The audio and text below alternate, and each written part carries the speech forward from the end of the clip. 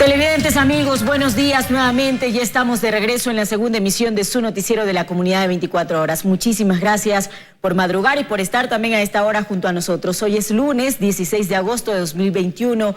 Una mañana un poco fría en la capital, así que salga abrigado de casa. Aunque dejó de llover, la calzada está mojada, así que maneje con mucho cuidado para evitar los accidentes de tránsito. Y no se olvide ponerle una sonrisa al inicio de esta nueva semana y cumplir con todo lo planificado. ¿Cómo estás, Isa? Buenos días. Eso es lo más importante, una gran sonrisa pese al frío que hace en la capital. Realmente una época seca bastante extraña la que hemos tenido durante estos meses. Pero sobre todo queremos darles la bienvenida a esta jornada de noticias. Les recordamos que hoy se retoma ya la vacunación con la segunda dosis de Sinovac, luego que el fin de semana llegaran 2 millones de dosis, así que esté muy pendiente al cronograma de vacunación que lo vamos a revisar más adelante. También actualizaremos la información de los hechos lamentables en el ámbito internacional, como la situación en Afganistán y el terremoto de Haití. Además, queremos invitarles a que nos escriban a través de nuestras líneas en redes sociales para conocer lo que ocurre en su sector, barrio, comunidad. Recuerde que a través de este noticiero también realizamos un recorrido por todo el país para conocer los problemas que afectan a los vecinos. Siempre estamos muy pendientes de sus mensajes, de lo que ocurre en su sector, en su comunidad. Y quien también siempre está muy pendiente de sus denuncias es nuestra compañera Fernanda Ceballos, quien como todas las mañanas ya recorre la ciudad en busca de las denuncias ciudadanas. Así que te saludamos también a ti, Fer, en esta mañana. Buen día. Isa Helen, amigos televidentes, buenos días. Hace bastante frío aquí en el sur de la capital. Nosotros exactamente nos encontramos en los dos puentes porque más adelante estaremos conversando con los vecinos quienes se quejan pues las instalaciones del Servicio Ecuatoriano de Capacitación SECAP están abandonadas y se han convertido en una guarida de delincuentes. Es por eso que en un ratito más estaremos conversando con ellos para que nos cuenten más detalles sobre este problema. Bueno, ya en el ámbito nacional, un empresario imbabureño quien estuvo secuestrado durante 2 meses se reencontró con su familia. La unidad antisecuestros de la Policía Nacional, tras un intenso operativo, logró rescatarlo en medio de la selva en la provincia de Carchi. Es el abrazo más fuerte e intenso que los miembros de la familia Arias se han podido dar. La muestra de cariño es hacia Carlos, quien estuvo secuestrado durante 2 meses en una zona selvática de Carchi, y gracias a la Policía Nacional que logró su liberación, se reencontró con los suyos en medio de lágrimas de alegría. Y con todas las técnicas y las acciones que realizaron y técnicas de investigación, les permitió llegar a ubicar el lugar donde se encontraba el señor Carlos Arias. El ciudadano oriundo de Imbabura fue secuestrado el 5 de junio en Ibarra por delincuentes cuando hacía deportes en un parque de la ciudad. Donde en un cambuche pues llegaron a establecer el lugar donde iba a permanecer, y durante todos estos 60 días él pasó encadenado con su pierna hacia un árbol. La comandante de la policía, Tania Varela, informó que hay 3 detenidos.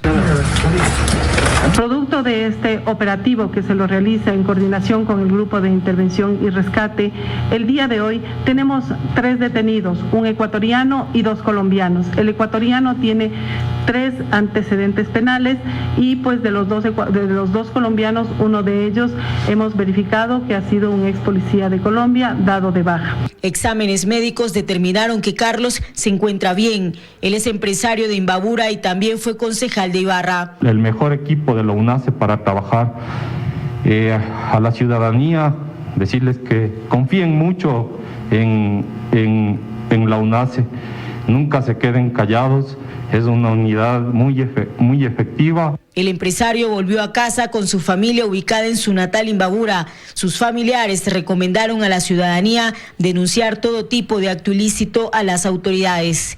Helen Quiñones, 24 horas. Este domingo volvieron a ingresar 440 efectivos policiales a la penitenciaría del Litoral en Guayaquil.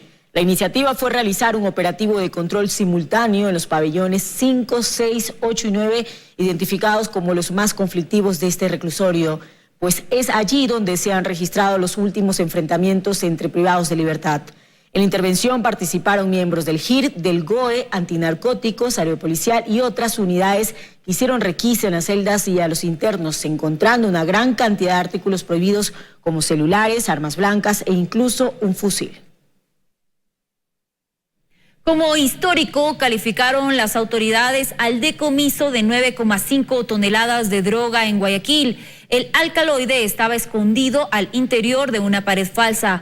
Además, se decomisaron armas de largo alcance y municiones. 2 menores de edad fueron detenidos. Histórico, así calificó la ministra de Gobierno Alexandra Vela el decomiso de droga de este viernes. Un total de 9,5 toneladas de clorhidrato de cocaína encontradas en este inmueble, ubicado en el sector de Vergeles, norte de Guayaquil. Se ha realizado un decomiso histórico, en el decomiso más grande que ha realizado la Dirección de Antinarcóticos. Es muy importante para la lucha en contra del narcotráfico. El contingente de uniformados ingresó a este inmueble que tenía fachada de envasadora e inspeccionaron el lugar. Las irregularidades no tardaron en aparecer e incluso se detectó una pared falsa que fue derribada por los agentes. En su interior, el impresionante hallazgo.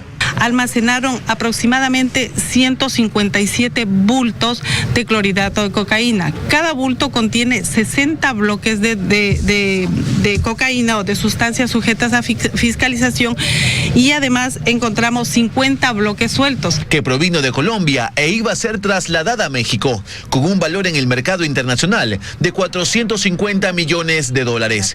Pero esto no es todo. También se decomisó armamento de largo alcance, 10 fusiles, una pistola y 2.800 municiones. Estamos hablando de otro tipo de arma, unas armas muy fuertes de alto calibre. La casa incluso contaba con circuito cerrado de videovigilancia. 2 personas fueron detenidas en este operativo. Ya en la audiencia de flagrancia, la jueza de garantías penales, Ruth Quevedo, aceptó el pedido de fiscalía y les dictó a ambos prisión preventiva. Son menores de edad, son 2 personas que se encontraban aquí en el lugar. Esta droga posiblemente estaba destinada para salir utilizando por vía aérea las pistas clandestinas y otra cantidad iba a salir por los puertos. Este hallazgo se deriva de información que arrojó investigaciones luego de desarticular una banda narcodelictiva el pasado 23 de julio en el mismo sitio. En aquella ocasión se encontró media tonelada de droga y se detuvo a 5 personas que hoy cumplen prisión preventiva. Luis Alfredo Zúñiga, 24 horas. Ecuador enfrenta problemas de seguridad nacional, así lo ha señalado el presidente Guillermo Lasso, sobre todo en cuanto al narcotráfico. Provincias como Santa Elena y Manabí no tienen control aéreo, por lo que narcoavionetas y pistas clandestinas siguen apareciendo. Que cuando llegó al gobierno encontró a Manabí y a Santa Elena sin control aéreo. Así lo ha señalado el presidente Guillermo Lasso, quien reconoció además que el país tiene problemas de seguridad nacional. Esta situación terrible que hemos visto en las cárceles, el sicariato, todos son secuelas del narcotráfico en que el Ecuador se ha convertido en la bodega de los principales países productores. Pero ¿a qué niveles llega el problema? Tan solo en lo que va del año son cerca de 117 toneladas de droga incautadas. Se han detectado 3 pistas clandestinas y 5 narcoavionetas, precisamente en las provincias de Guayas y Santa Elena. Por lo que tener puntos ciegos en Santa Elena y Manabí es grave. Sí es un problema no solamente para la Policía Nacional, sino para el Estado, como seguridad del Estado, no tener un control aéreo en esos sectores. Apenas existen 4 radares en el país. Es más, las últimas 3 narcoavionetas fueron detectadas en marzo y abril por radares de otros países como Estados Unidos, México y Colombia, que reportaron la novedad de Ecuador.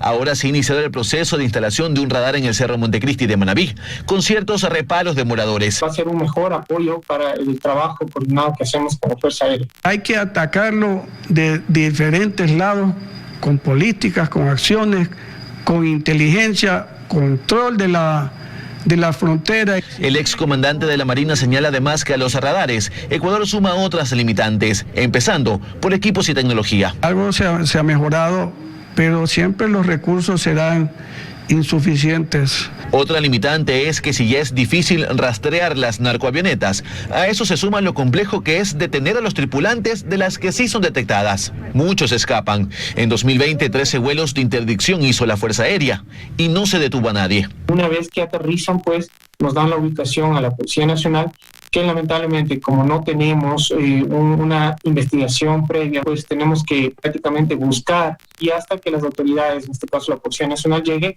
obviamente que ya los tripulantes, los que estaban piloteando la aeronave, pues ya no se encuentran en el lugar. Para el excomandante de la Marina se implementaron malas políticas de Estado en gobiernos anteriores que permitieron que el narcotráfico ingrese al país a estos niveles alarmantes.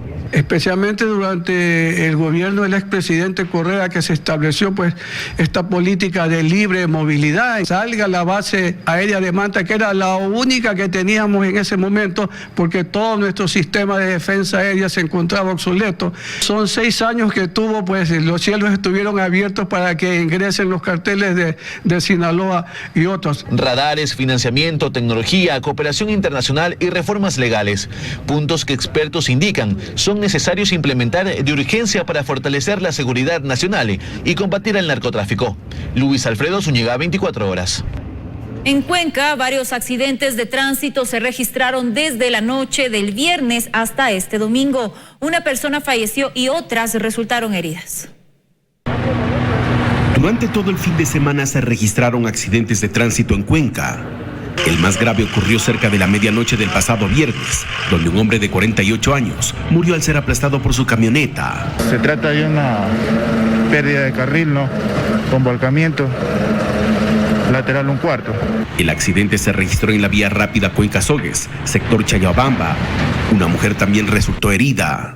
Curiosos que se encontraban en el sector le ayudaron a salir. Al momento no presenta heridas, pero está por el hecho está con shock emocional, la cual se le está dando soporte a la paciente. Al momento el paciente no va a meritar un traslado. En tanto, la noche de este domingo, 5 personas resultaron heridas tras impactarse 3 vehículos en la vía Cuenca-Loja, sector Gañadel. Sacamos un menor de 7 años aproximadamente de edad, paciente en estado crítico, una persona de sexo femenino, igual en las mismas condiciones, 3 pacientes estables. Lo que manifiesta la gente, que el vehículo blanco en la curva no respetó la señal y se fue encima de la buseta. Horas más tarde, en otro punto, en la vía de acceso al CRS Turi al sur de Cuenca, 2 vehículos chocaron. Una mujer en estado de gestación fue trasladada a una casa asistencial con múltiples heridas. Pero aquí me impactó. El carro se volcó y unas personas nos rescataron. Yo viajaba con mi hermana que está embarazada, está esperando un bebé. Y el señor he pedido que por favor le hagan una prueba de alcoholemia. Hasta ahora no he visto. Dicen que es por el tema del COVID que no le hacen. En Cuenca, Iván Rodríguez, 24 horas. 7 de la mañana con 57 minutos. Seguimos recorriendo los barrios de la capital para conocer los problemas que le afectan a los vecinos. Y hoy vamos exactamente hasta el sector de los 2 puentes. Esto es en el sur de Quito. En este lugar está nuestra compañera Fernanda Ceballos junto a los moradores de este sector para contarnos cómo les afecta las instalaciones del Servicio Ecuatoriano de Capacitación SECAP que están abandonadas. Fer, ¿hace cuánto tiempo están abandonadas estas instalaciones? Helen, amigos televidentes, hace exactamente 5 años que están abandonadas las instalaciones del Servicio Ecuatoriano de Capacitación, ubicado exactamente en el sector de los 2 puentes en la calle Olear. Y estas instalaciones ocupan más o menos media cuadra y durante la pandemia han quedado así en estas condiciones. Antes de eso eran ocupadas por el grupo de 60 y piquito y justamente hoy estamos con personas de la tercera edad que se han reunido para mostrarnos la situación. Este lugar se ha convertido en un botadero de basura, pero también en una guarida de delincuentes. Ya han pedido la intervención de las autoridades y ¿qué respuesta les han dado? Muy buenos días. Mire, por la parte de las autoridades sabemos que ahora con la Policía Nacional y el municipio de Quito se ha agendado un recorrido para ver qué decisiones se toma sobre el sector, sobre el lugar. Como usted lo recalcó, el 60 y piquito es de la ayuda para el adulto mayor y el servicio de capacitaciones en el abandono total. Y es lo que mantenemos las instalaciones en este estado, en la cual es una constante peligro para los moradores y ciudadanos de aquí. Justamente hace un ratito que llegamos pudimos observar que habían personas dentro de estas instalaciones. Sí, como ven la parte de arriba, ellos duermen aquí. Tenemos adentro, en la parte de adentro, bebidas alcohólicas, en la parte de las ventanas donde ellos descansan en el transcurso de la noche y transcurso del día. Pasan aquí haciendo cualquier cosa menos algo bueno por la sociedad. El llamado también es a los vecinos del sector. No es posible que ingresen hasta las instalaciones para botar la basura. Esa es otra que también de parte y parte de son basura de lo que antes aquí funcionaba igualmente la Children Internacional, una fundación de hace muchos años en la cual se alejó, pero así se ha mantenido. No ha habido una constante respuesta de las autoridades también. Con eso de la pandemia se quedó en un total abandono. Listo, muchísimas gracias. Vamos a conversar con otra de nuestras vecinas de este sector de aquí de los Dos Puentes, exactamente en el centro sur de la capital. Teme salir en las noches por miedo a que le roben. Pero es lógico, no tenemos seguridad. Además, aquí usted está mirando que nos han robado todo lo que era de la tercera edad, como eran las máquinas, la cocina, es decir, todo lo que teníamos para poder reunirnos en los días que aquí estábamos. Necesitan que se realice la rehabilitación de este lugar para poder ocuparlo nuevamente para el 60 y piquito. Pero es lógico, puesto que los mayores necesitamos recreación, necesitamos... Ya sé que nos han robado las cosas, pero no nos han robado lo que es el optimismo y las ganas de seguir adelante. Listo, muchísimas gracias. Son exactamente las 8:01 y nosotros desde aquí del sur de la capital hacemos un llamado a las autoridades y también al municipio para que realice la rehabilitación de este centro, pues las personas de la tercera edad del barrio quieren volver a este lugar a realizar las actividades que lo hacían normalmente. Pero también, como siempre, invitamos a nuestros televidentes a enviarnos sus denuncias a nuestras líneas de contacto, nuestro Twitter e Instagram, @24horas_UIO. Nuestro número de WhatsApp solo para mensajes, el 0994-891343 y nuestro correo electrónico de primera mano @teleamazonas.com. Regresamos con ustedes, Disa y Helen, a estudios. Muy buenos días. Buen día también para ti, Fer. Muchísimas gracias y también gracias a los vecinos por seguir confiando en Teleamazonas.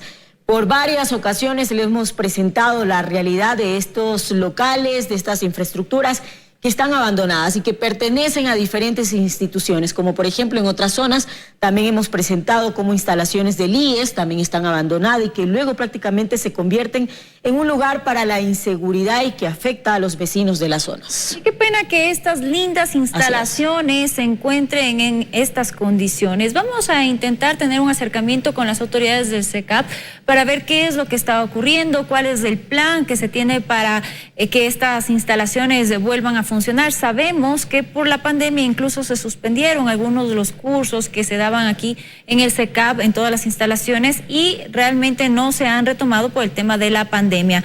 Pero bueno, vamos a estar pendientes de lo que ocurre específicamente con estas instalaciones que les acabamos de mostrar y les mantendremos informados. Pero son recursos del Estado que se pierden, que se deterioran en este lugar. Quizás buscar los mecanismos, si es que la institución ya no los necesita, buscar la forma de arrendarlos o darle a la ciudadanía para que los pueda utilizar, darle en comodato a alguna fundación y que esto permita que no se deteriore estas instalaciones, sino pasarán los años como ya hemos visto en otros lugares. Que no sigan abandonadas, así efectivamente.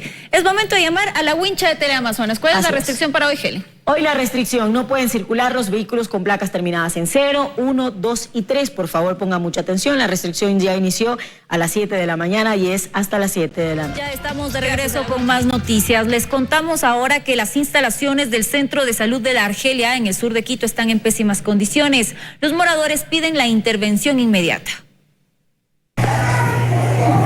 Son imágenes proporcionadas por los usuarios del Centro de Salud de la Argelia en el sur de Quito, donde se observa cómo el techo poco a poco se está cayendo, por lo que están preocupados. Imagínense, nuestros familiares viajan por una atención segura y lo que van a recibir en algún momento es que eso colapse. Norma llegó a su cita médica y se llevó esa terrible sorpresa. Teme que se registren emergencias. Porque nosotros como usuarios necesitamos que nos garanticen seguridad y en vez de ser un centro de salud va a ser un centro de riesgo. Según el presidente del barrio, hace 2 años ya pidieron el arreglo, pero hasta ahora no se ha intervenido en el centro. Estamos tratando de gestionar con las empresas privadas para poder pedir que nos ayuden con el material para arreglar lo de la losa. Intentamos conversar con las autoridades del Ministerio de Salud, que de acuerdo a los vecinos ya visitaron el sitio, pero no obtuvimos respuesta sobre qué solución se dará. Fernanda Ceballos, 24 horas. La Alianza Nacional por la Salud pide a las autoridades que la declaratoria de emergencia focalizada a hospitales públicos se extienda también a aquellos que son parte del IES, ISPOL e ISFA. Aseguran que estos hospitales también tienen problemas de desabastecimiento de medicinas que son de vital importancia para el tratamiento de los pacientes. Él es John, tiene 24 años y hace 9 le detectaron linfoma. Desde entonces recibe atención médica en un hospital del IES en Quito. Sin embargo, hace 6 meses su medicación dejó de llegar. Mi salud se ha decaído en estos meses.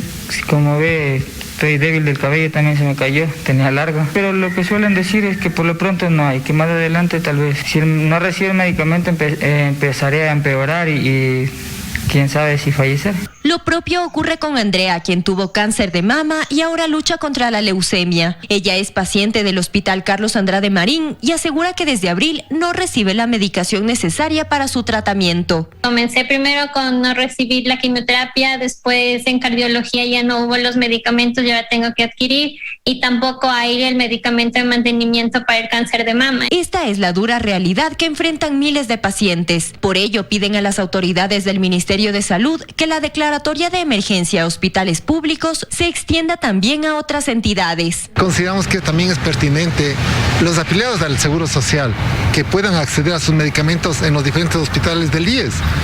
Las personas que son pacientes de los hospitales, del Hospital Militar, de la Policía Nacional, que sea la red integral de salud la que sea atendida con esta declaratoria. Diego Jimbo, representante de Acuerdo contra el Cáncer, lamenta incluso que decenas de vidas se han perdido en estas instituciones por la falta de medicamentos. Estamos ya al menos con 100 personas, reporte de 100 personas que en estos últimos 6 meses han fallecido. Tenemos esta cifra que es solo una pequeña muestra de todo lo que está pasando en el país. Según cifras de Acuerdo contra el Cáncer, entre abril y mayo del 2020, alrededor del 60% de pacientes oncológicos abandonaron sus tratamientos debido a la falta de medicinas. Por ello, exigen la respuesta inmediata de las autoridades, más aún cuando ven con dolor que cada vez más personas pierden la vida por este problema. En Quito, Stephanie Paz, 24 horas. Y como ya les comentábamos, 2 millones de dosis Sinovac arribaron este sábado al país luego de varios días de desabastecimiento de esta vacuna. Con este nuevo cargamento se retomará su aplicación desde este lunes. Después de varios días de desabastecimiento de la vacuna Sinovac, este sábado llegó el cargamento de 2 millones de dosis de esta farmacéutica. Las vacunas serán distribuidas en las 9 zonas del país y se retomará su aplicación el lunes 16 de agosto. El 21 de agosto se espera la llegada de 2 millones más.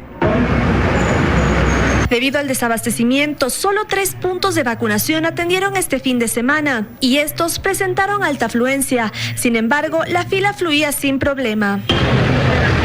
Al Centro de Convenciones Bicentenario, al Coliseo de la Universidad Central y al Instituto Superior Consejo Provincial de Pichincha acudieron las personas que estaban registradas en otros puntos de vacunación.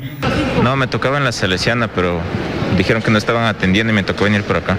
Me tocaba en el Pablo VI, pero lastimosamente ese centro de vacunación está cerrado. En Guayaquil el panorama fue diferente al de la capital. Los puntos lucieron vacíos. Fácil, rápido.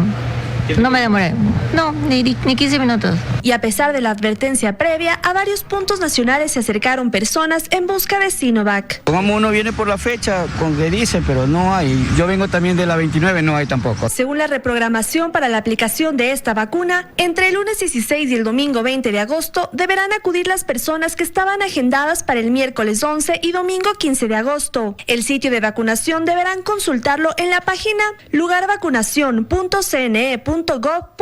En la capital se abrirán 28 puntos para la aplicación de estas vacunas. En Quito, Natalie Jiménez, 24 horas. El gobierno da por hecho la inmunización de 9 millones de ecuatorianos en los 100 días de gobierno y se plantea una nueva meta. alcanzar la inmunidad de rebaño hasta diciembre de este año. Para ello se deberá inocular al 85% de la población total, incluyendo a niños desde los 5 años, según explican expertos. En la primera semana de septiembre, el gobierno deberá cumplir con su compromiso de haber vacunado a 9 millones de ecuatorianos. Las autoridades de salud están convencidas de que así ocurrirá. Incluso ya se han planteado una segunda meta, alcanzar la inmunidad de rebaño hasta diciembre de este año. Eso significa vacunar al 85% de la población, es decir, a 14,8 millones de personas. En el Ecuador, de acuerdo a los datos del INEC, representaría vacunar inclusive a menores de 12 años y deberían considerar a niños mayores de 5 años. Daniel Simancas, médico epidemiólogo, explica que los estudios para vacunar a este grupo etario estarían listos para septiembre de este año. Respecto a las vacunas de Pfizer, especialmente las vacunas de Sinovac están aprobadas en mayores de 3 años, pero no tienen los registros todavía de la Agencia Europea o de la FDA en Norteamérica. Además dice que la vacunación debe avanzar de forma rápida, pues por ahora aún hay riesgo de que aparezcan más variantes de interés. Y se requiera, por ejemplo, modificar ya las vacunas, que hasta el momento no es necesario. Mientras tanto, el plan de vacunación continúa. Según lo describe el cronograma del Ministerio de Salud, este lunes 16 de agosto les corresponde recibir la segunda dosis a aquellas personas que se vacunaron con Sinovac o Pfizer el 19 de julio y con AstraZeneca el 24 de mayo. El cronograma avanza hasta llegar al domingo 22 de agosto, fecha en la que se inoculará a aquellas personas que recibieron su primera dosis de Sinovac o Pfizer el 25 de julio y AstraZeneca el 30 de mayo. Recuerde además que desde este lunes se retoma la vacunación con Sinovac, por lo que quienes la semana pasada no fueron inoculados por causa del desabastecimiento podrán hacerlo durante los próximos días. En Quito, Belén Merizalde, 24 horas. Bueno, y presten mucha atención. Queremos reiterar a continuación cuál es el cronograma de vacunación para este 16 de agosto para que ustedes puedan ir prevenidos a los vacunatorios. Tenemos en pantalla. Hoy deben acudir las personas que se vacunaron con la primera dosis de Pfizer el 10 de julio. Tomen en cuenta esta información. Hoy estamos lunes. Perdón, el día de hoy deben acudir los que se vacunaron el 19 de julio con Pfizer y Sinovac y el 24 de mayo con AstraZeneca. El día de mañana también tenemos en pantalla Pfizer y Sinovac el 20 de julio y de AstraZeneca el 25 de mayo. Tomen en cuenta esta información, no se vayan a confundir ya que hubo un retraso en la aplicación de dosis de Sinovac y esto puede causar confusiones. También recordarles que se deben aplicar la segunda dosis en el lugar de vacunación donde se inocularon la primera dosis. Si es que estos ya no están habilitados, usted debe volver a revisar el cuadro de vacunación o el cronograma de vacunación en el Ministerio de Salud Pública, en la página del Ministerio de Salud Pública. Vamos a continuar con más noticias. 8 de la mañana con 17 minutos. Ahora les contamos que en los últimos 3 meses en el país ha disminuido el exceso de mortalidad por COVID-19 y también la demanda en los hospitales de la red pública y privada. El gobierno considera que esto se debe al avance del plan de vacunación.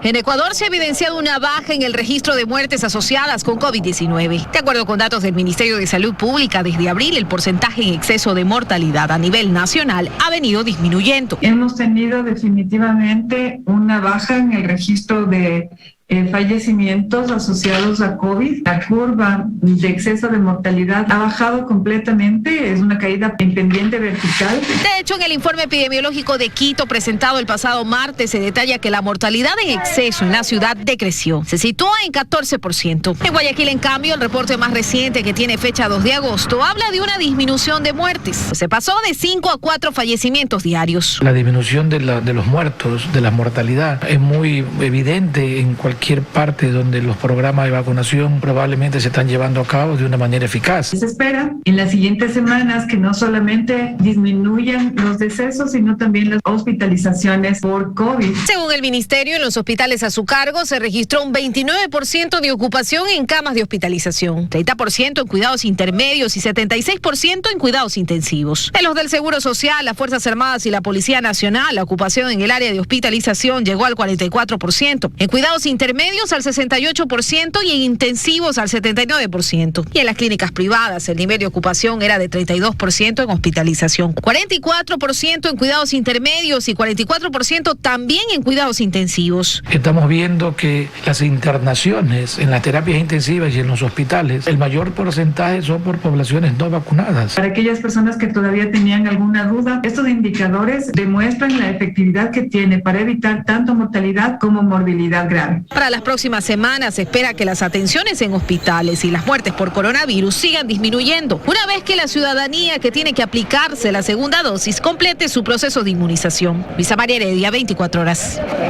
Seguimos con más noticias. Ya en otro tema les contamos que el Consejo Metropolitano de Quito debe aprobar hasta el próximo 14 de septiembre el plan de uso y gestión del suelo. Concejales metropolitanos están preocupados ya que aseguran que queda poco tiempo para que el cuerpo edilicio analice este instrumento que servirá para la planificación del desarrollo y crecimiento de la capital por los próximos 12 años. Queda menos de un mes para que el Consejo Metropolitano analice y apruebe el plan que determinará cómo crecerá urbanísticamente la capital en los próximos 12 años. Ya no será solo el uso de suelo, sino la gestión. Es decir, se van a implementar instrumentos que van a permitir la captura de recursos económicos a favor del municipio cuando se asignen zonificaciones. El plan de uso y gestión del suelo debió aprobarse durante el primer año de gestión de la actual administración. Sin embargo, por la pandemia se extendió el plazo, pero han pasado los meses y a pesar de que se han realizado mesas de trabajo, hasta la fecha no es tratado en el pleno del cuerpo edilicio. El Ministerio de Desarrollo Urbano y Vivienda ya nos puso el ultimátum y esto quiere decir que este plan debe estar ya aprobado el 14 de septiembre, lo que nos obliga al Consejo Metropolitano a realizar el trabajo que tenemos, ¿no? Más allá de quién sea alcalde. El secretario de Ordenamiento Territorial, Vladimir Tapia, explica que en este instrumento se planteará un nuevo modelo de ciudad, enfocado principalmente en el crecimiento vertical. Es una oportunidad única para las ciudades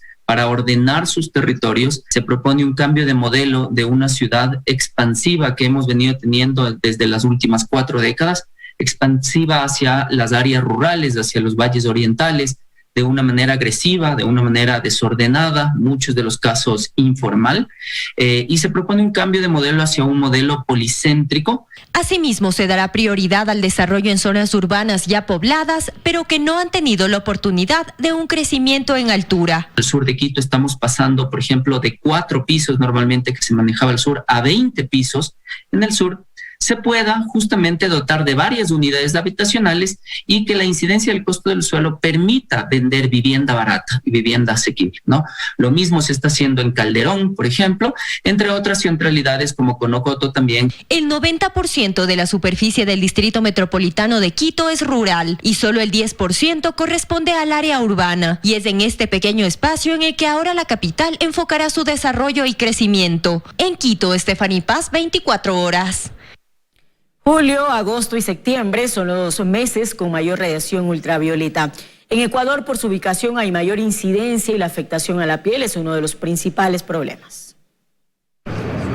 Un alto índice de radiación es lo que acompaña a los meses de julio, agosto y septiembre, sobre todo en la región interandina. De 13 puntos hasta 16 puntos, que puede ser extremadamente alto. La radiación más fuerte que se ha registrado en nuestras estaciones y en nuestros sensores empieza desde las 10 de la mañana y puede prolongarse hasta las 3, 4 de la tarde. Esto se debe a que existe baja cobertura nubosa. Los países de la línea ecuatorial se encuentran más cercanos al sol. Incide directamente en la radiación que nosotros percibimos desde el sol.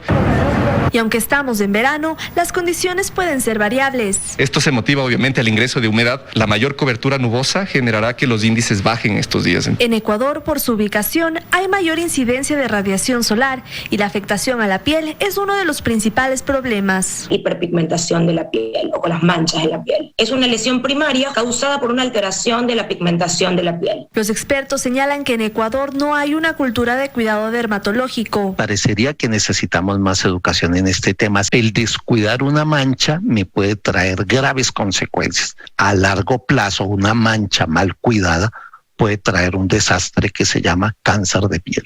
Entre las recomendaciones está usar bloqueador solar, evitar la exposición al sol en los horarios con mayor índice de radiación y en el caso de aparición de manchas en la piel, acudir a un especialista. En Quito, Natalie Jiménez, 24 horas. Vamos ahora con noticias positivas, porque moradores del sector de Ponciano trabajan en un proyecto de recuperación del espacio público. Más de 1 kilómetro conforma la escalinata que tendrá murales artísticos y espacios para la recreación cultural.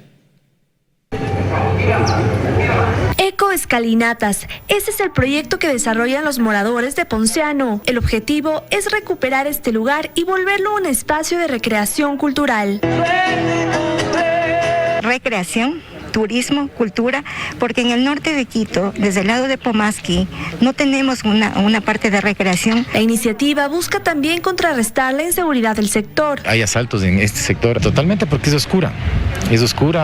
Hay algunos pasajes que hay guardia privado, llamemos así, otros no. Por lo que instalarán iluminación a través de paneles solares.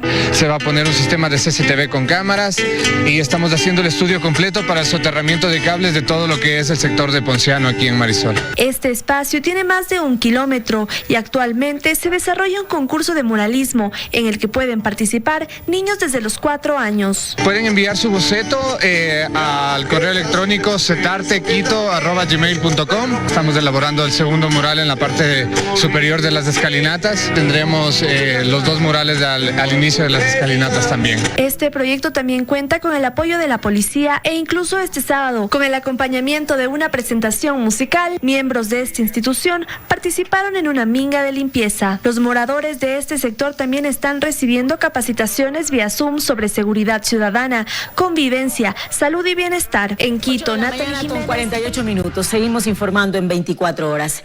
El transporte aéreo y el turismo empezaron a reactivarse desde el mes de junio. La demanda de viajes al exterior aumentó hasta en un 40% respecto al año anterior y Estados Unidos continúa siendo el principal destino.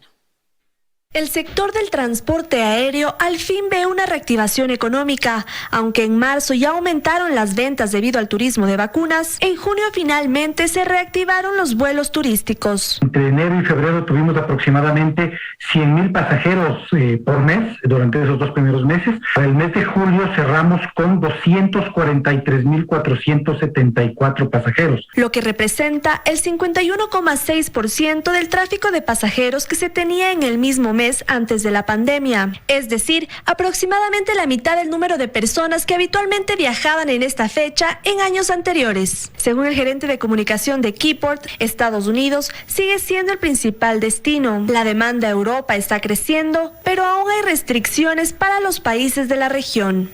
Así que pues los destinos en Sudamérica son los que todavía están tardando un poquito más en reactivarse. Gabriela Guayasamín, presidenta de la Asociación Mayorista de Turismo, dice que para las agencias de viajes las cifras también son alentadoras. Ya comenzamos a ver una demanda más alta en cuanto a reservaciones, obviamente para las vacaciones, ¿no? Proyección de finales de julio, agosto y septiembre.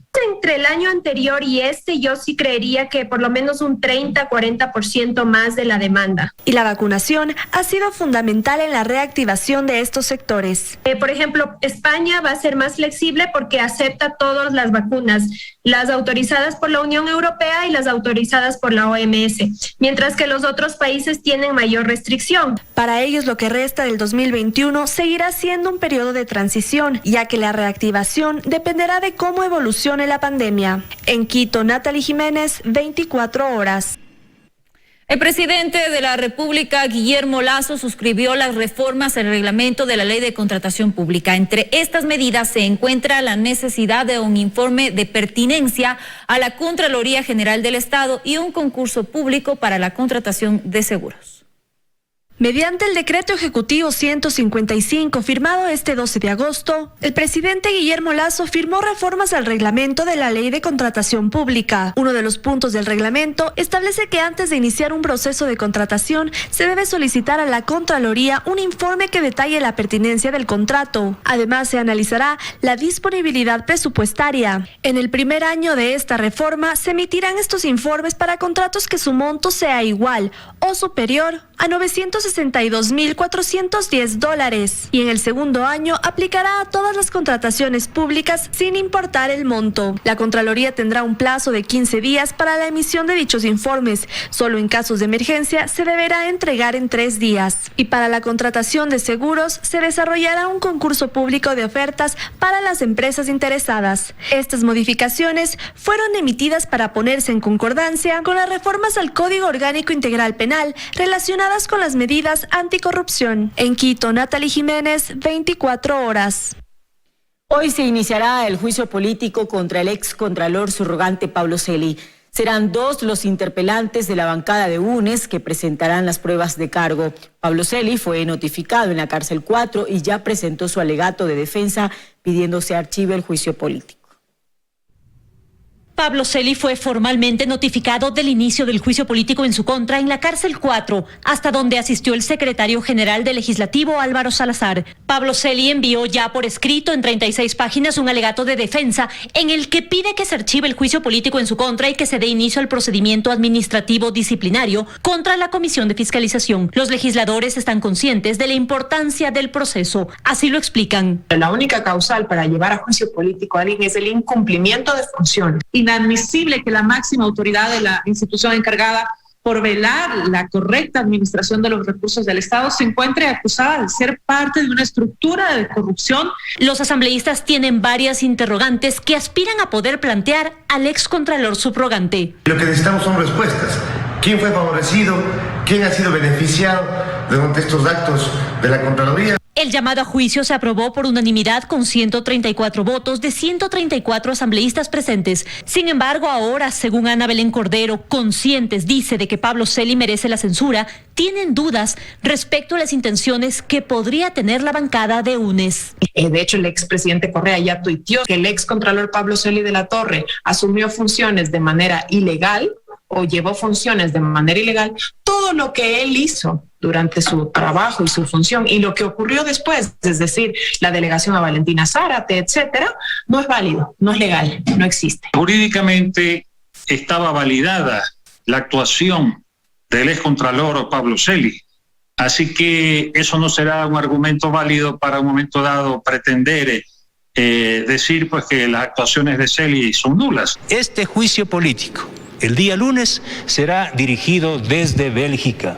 Para el debate, explica, participarán 3 legisladores de cada bancada. Es decir, la votación para conocer si se censura o no a Pablo Celi sería probablemente en la noche de lunes. Hay sobradas razones para que sea censurado y esa es, creo yo, la voluntad unánime de la Asamblea Nacional. Lamentablemente, a veces parecería que hemos normalizado los comportamientos que constriñen la ética y la ley, pero esto no debe continuar. Son 69 los votos requeridos para censurar al excontralor subrogante, que permanece en la cárcel 4 cumpliendo prisión preventiva por el delito de delincuencia organizada dentro del caso Las Torres. En Quito, María Gracia. Con 2 minutos, un sendero se convirtió en un botadero de escombros en el bosque de Miraflores, esto al norte de Quito. Hasta este punto se trasladó Fernanda Ceballos para mostrarnos la situación. Te damos el paso, Fer.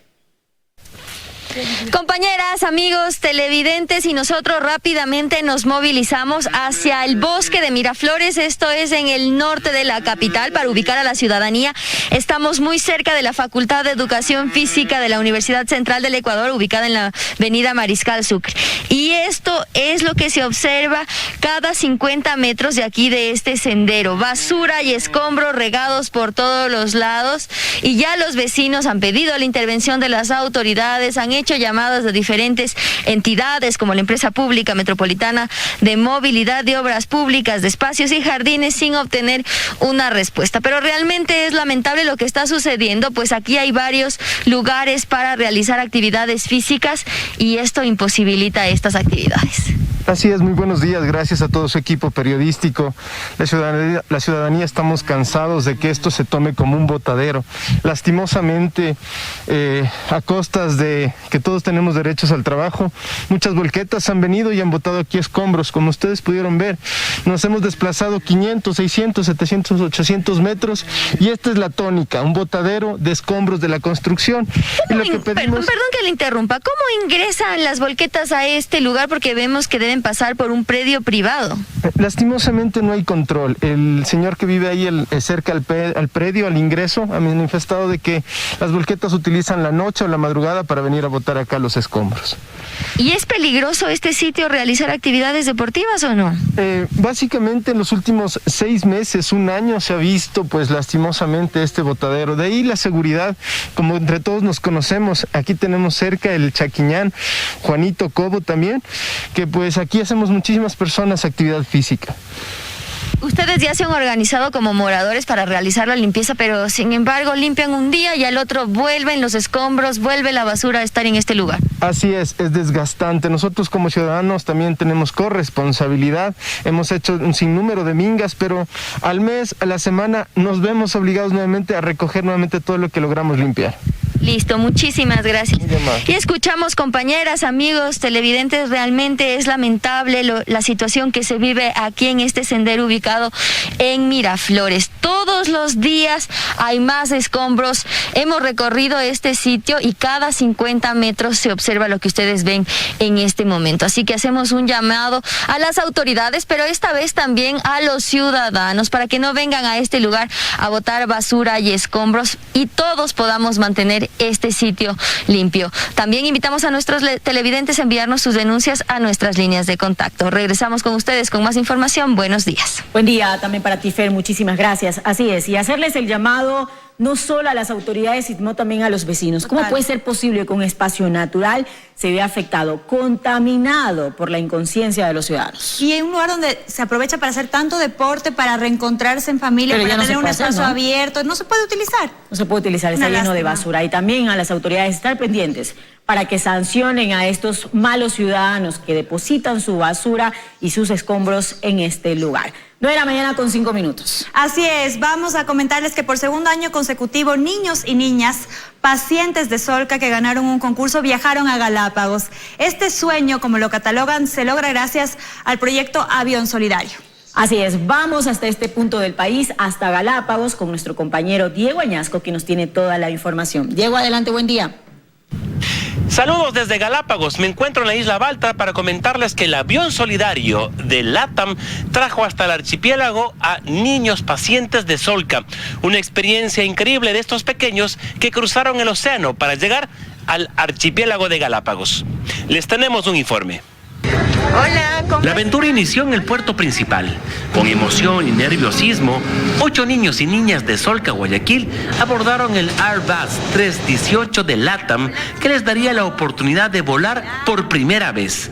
Y nada más y nada menos que a Galápagos. Es parte de un proyecto que se llama Avión Solidario, que tiene ya 10 años en la compañía y con el cual hemos podido hacer que la gente viaje de forma gratuita, transportar gente, carga, para temas de salud, medio ambiente, proyectos del medio ambiente, catástrofes naturales, emergencias, entre otras cosas. Una vez experimentada la sensación de volar, no podían desembarcar de la aeronave sin conocer a su capitán y la cabina de mando. En esta edición del Avión Solidario, los niños y niñas pasarán unas merecidas vacaciones en la isla Santa Cruz, un destino turístico que para estos pequeños viajeros y sus padres ha sido un sueño que hoy se cumple. Me siento muy feliz porque estoy cumpliendo mi sueño de conocer Galápagos por primera vez. En Baltra fueron recibidos con entusiasmo. Las sonrisas los acompañaron en todo momento. Las primeras fotos no tardaron en llegar. Que no han podido ni dormir contando los días para que llegue este momento. Unos lloraron de emoción cuando despegó el avión, otros gritaron cuando salían, otros cuando llegamos. Me sentí muy bien, ellos nos trataban como que fuéramos unos niños bonitos. Alegría, felicidad, frenesí. Las soñadas vacaciones ya son una realidad.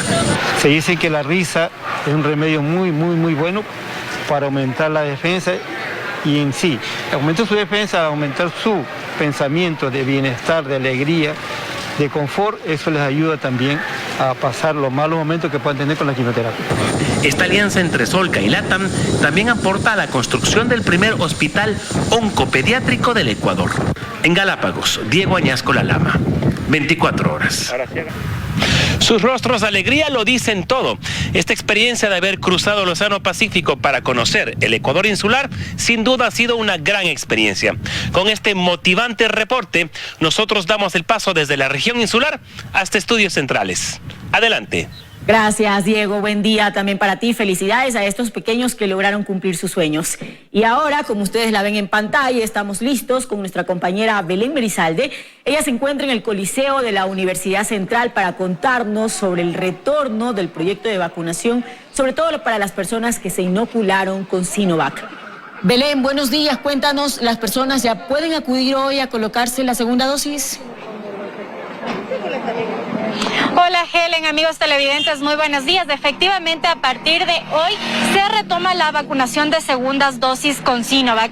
Recordemos que la semana pasada hubo un desabastecimiento de esta vacuna y por ello se tuvo que suspender el proceso de aplicación de segundas dosis de Sinovac. Sin embargo, el sábado llegaron al país 2 millones de dosis y con ello ya se retoma la vacunación.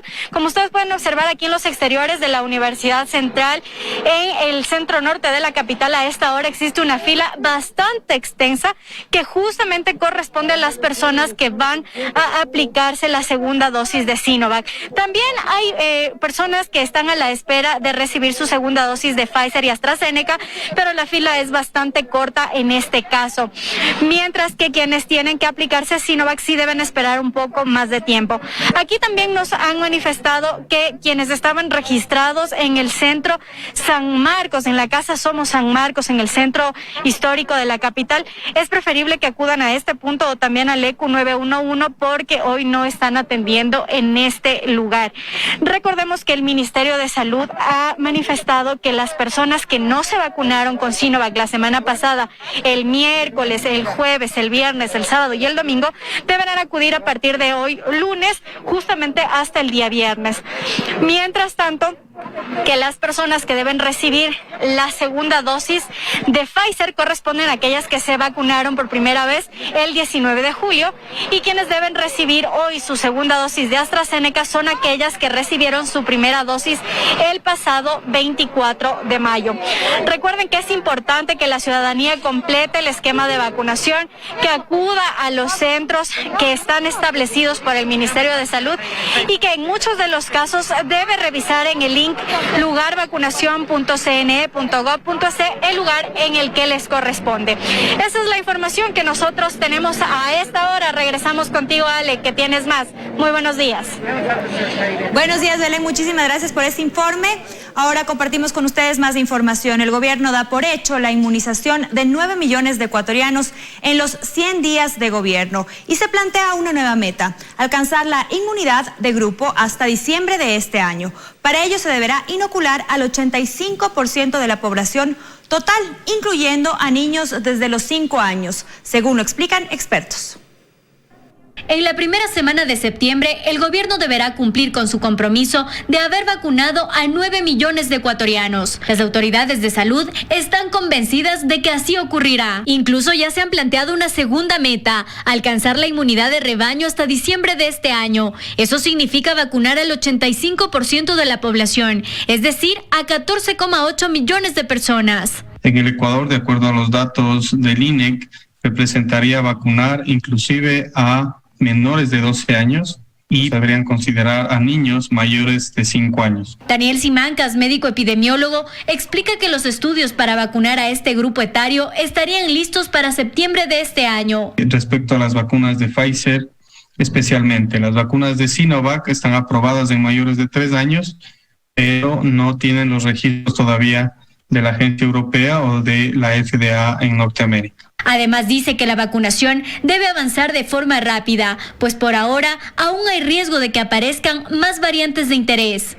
Y se requiera, por ejemplo, modificar ya las vacunas, que hasta el momento no es necesario. Mientras tanto, el plan de vacunación continúa. Según lo describe el cronograma del Ministerio de Salud, este lunes 16 de agosto les corresponde recibir la segunda dosis a aquellas personas que se vacunaron con Sinovac o Pfizer el 19 de julio y con AstraZeneca el 24 de mayo. El cronograma avanza hasta llegar al domingo 22 de agosto, fecha en la que se inoculará a aquellas personas que recibieron su primera dosis de Sinovac o Pfizer el 25 de julio julio y AstraZeneca el 30 de mayo. Recuerde además que desde este lunes se retoma la vacunación con Sinovac, por lo que quienes la semana pasada no fueron inoculados por causa del desabastecimiento podrán hacerlo durante los próximos días. En Quito, Belén Merizalde, 24 horas.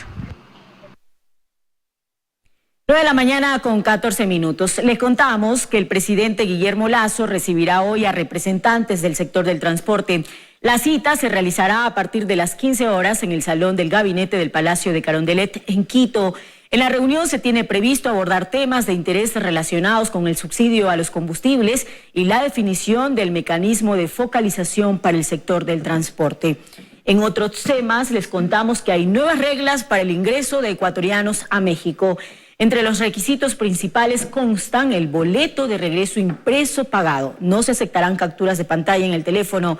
También necesita el comprobante del pago del alojamiento. No se aceptarán tampoco capturas de pantalla. Necesita específicamente tener impreso el documento. Esto porque pueden ser anuladas tan pronto la persona ingresa al territorio.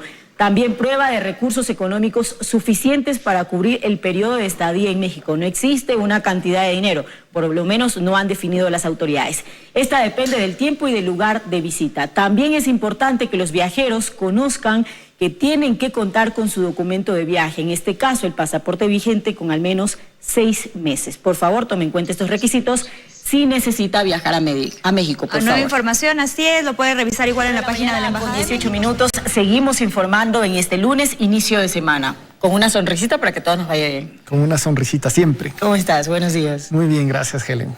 ¿De qué vamos a hablar esta mañana, Tomás? Bueno, de una iniciativa que existe con el pueblo achuar, de la construcción de barcos que se mueven, botes, barcos, pequeñas embarcaciones que se mueven con energía solar en los ríos de la Amazonía. ¿Ya? Esto empezó en el 2017, el primer barco se puso en navegación en el 2017, lo construyeron en el 2016, pero ahora ya van por 3. Y lo interesante de esto es que no solo es el que el barco se mueva con energía solar, sino que ese barco evita, por ejemplo, que la gente quiera transportarse con gasolina, que cuesta mucho dinero, o que la gente presione para que se construyan carreteras en la Amazonía. Y que dañen la naturaleza. Exactamente, ¿no? Una carretera es sinónimo de deforestación y que la gente entre a colonizar.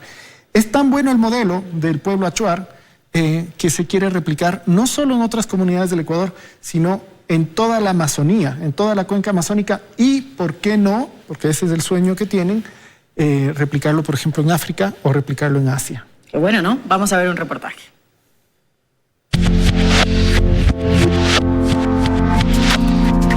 Desde el aire se ve como una barcaza en el río, pero realmente estamos viendo una revolución silenciosa y limpia. Barcos que usan energía solar para moverse en la selva.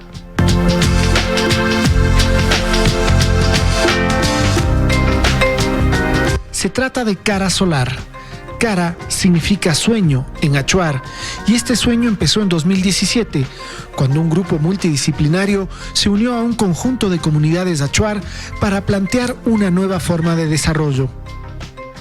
Creo que la filosofía detrás Cara Solar es que son las comunidades amazónicas quienes pueden decidir y crear su futuro.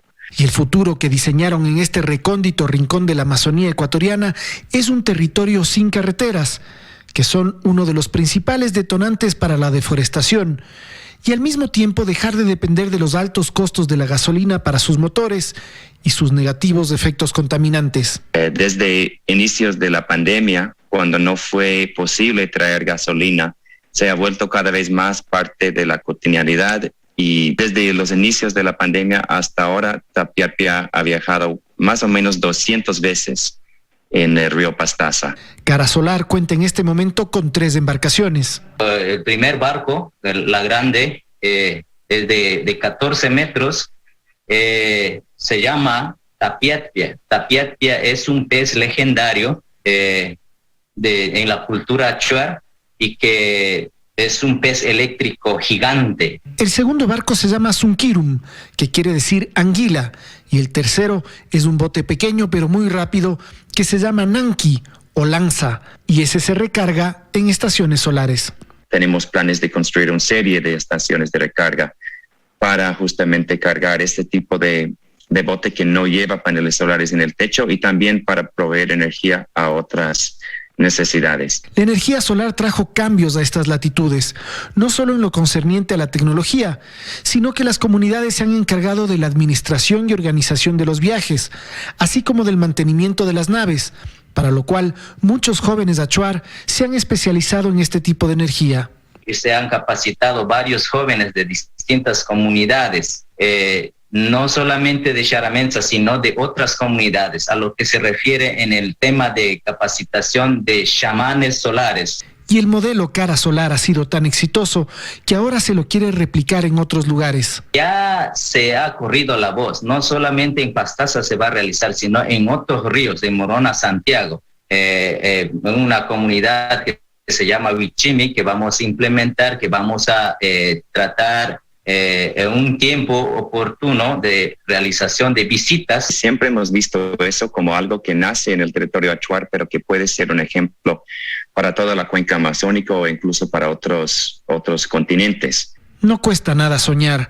Cuando los últimos informes sobre el calentamiento global dicen que estamos en un punto de no retorno, estas iniciativas son una bocanada de aire puro en medio de tanta contaminación. Porque hoy son 9 comunidades en Ecuador, mañana pueden ser 18, y en algunos años quizás toda la Amazonía se mueva con la energía del sol. No cuesta nada soñar. Tomás Chufardi, 24 horas. Qué bien por las organizaciones, las comunidades, los propios ciudadanos que realizan este tipo de actividades que van encaminadas a la protección de nuestro medio ambiente. Sabes, hace algunos años yo pude navegar en esas embarcaciones. Y una de las cosas que te comentaban los achuar es que, a pesar de que va un poquito más despacio que con el combustible fósil, con gasolina, una de las cosas maravillosas es que no huele a gasolina mientras viajas. O sea, no vas contaminando. Y no hay el ruido. Entonces, para ellos es mucho más bonito viajar en estas embarcaciones porque pueden conversar, toman la chicha dentro del barco. Quizás conocer lo que te van relatando ahí acerca de la historia del lugar, es una experiencia mucho más social y por eso es que quieren construir más y más y más. Y de hecho es una respuesta maravillosa al problema del uso de la gasolina, de la contaminación en una zona muy sensible como es la Amazonía. Que se replique en todo el país para seguir cuidando nuestro medio ambiente. Ale, continúas con más. Así seguimos en el oriente ecuatoriano, pero esta vez para contarles que luego de 2 meses de que el río Upano, tras un desbordamiento, destruyó más de 200 metros del acceso occidental al puente que une la ciudad de Macas con la zona norte de la Amazonía, transportistas y sectores productivos siguen esperando que el gobierno construya los puentes que serán necesarios para restablecer el tránsito de este tramo de la zona troncal amazónica. Han transcurrido 2 meses y los daños causados por los desbordamientos del río Upano, que afectaron un tramo de la carretera E45 troncal amazónica, inhabilitando el puente que une la ciudad de Macas con las poblaciones orientales de Morona, Santiago y el norte de la región amazónica, no se han reparado. Estamos hablando de una luz aproximadamente de 220, 225 metros de luz que tendría este puente. Esto se podría decir en una primera etapa y luego posterior a la próxima etapa, que sería el viaducto completo desde el puente del río Copueno hasta el río Upano. Esto preocupa a los sectores productivos por ser que no hay garantías para la circulación vehicular ante las constantes crecientes de este torrente. Es un problema, sobre todo los que tenemos la producción del otro lado del Upano. Mucha gente hace comercio de este lado del Upano y del otro lado de Sevilla y Macas. Entonces es muy preocupante. ¿Quiénes tenemos y tienen los terrenos y los lugares turísticos al otro lado del río Upano? Se constituye ya un gran problema. El no poder circular por este trayecto obliga a los transportistas a hacerlo por una carretera secundaria, cuyas características no solo causan pérdidas de tiempo, sino también inseguridad para el tránsito, que se ha visto empantanado por las dificultades que se presentan en este desvío. Vivimos en la parte de allá, el otro lado. Necesitamos llevar carga, hacer compras. A veces nos quedamos sin comida. Usted se encuentra 3 días de lluvia, se desborda el río. ¿Y por dónde cruzamos? Imagínense, hace una vuelta 1 hora por ese camino horrible que está por allá, ni siquiera arreglan. Estamos siquiera pudiendo pasar al otro lado, Santana, Sevilla, todo eso. Caso contrario, crece el río y pobre gente los que viven al otro lado. Todo este tramo es lo que ha destruido el río con los desbordamientos que se han producido desde el mes de junio del 2020 hasta la presente fecha. Son aproximadamente 245 metros que van a requerir ser reconstruidos, según el Ministerio de Obras Públicas, con 2 viaductos que serían necesarios y su presupuesto alcanzaría aproximadamente 35 millones de dólares. Una primera solución propuesta por las autoridades del Ministerio de Transportes y Obras Públicas para restablecer el tránsito era ubicar 2 puentes delta, con el propósito de superar las crecientes constantes de esta corriente. Sin embargo, esto no se pudo concretar debido a los destrozos que provocó el río en el último invierno, por lo que se espera asistencia del gobierno. Es importante que hagamos conocer este proyecto al presidente de la República y que podamos encontrar decisiones a nivel de gobierno. Estamos a la espera de la confirmación de qué día exactamente nos visita el presidente, pero va a ser dentro de este mes y esperamos que sea dentro de esta semana. En este lugar, el Ministerio de Transportes y Obras Públicas, con anterioridad, ha gastado varios millones de dólares, por lo que desde el gremio de ingenieros y ciudadanía se demanda auditoría a los recursos aquí invertidos.